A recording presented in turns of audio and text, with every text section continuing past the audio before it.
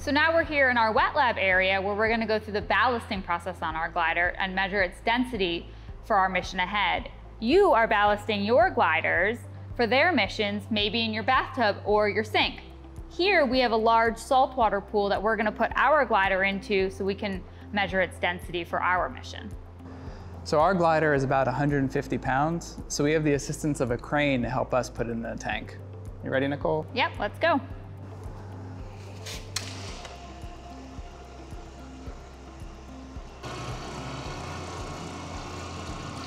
So we can't forget the wings, so let's snap those on.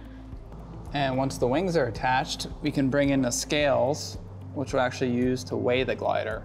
So now that our glider's in the tank, we can start adding weights to it to achieve neutral buoyancy. I'm going to start with these 2 bolts.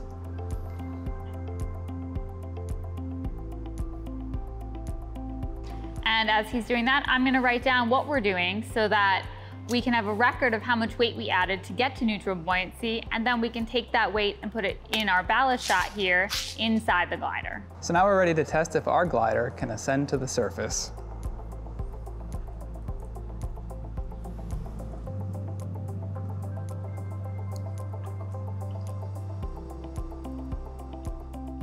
We did it!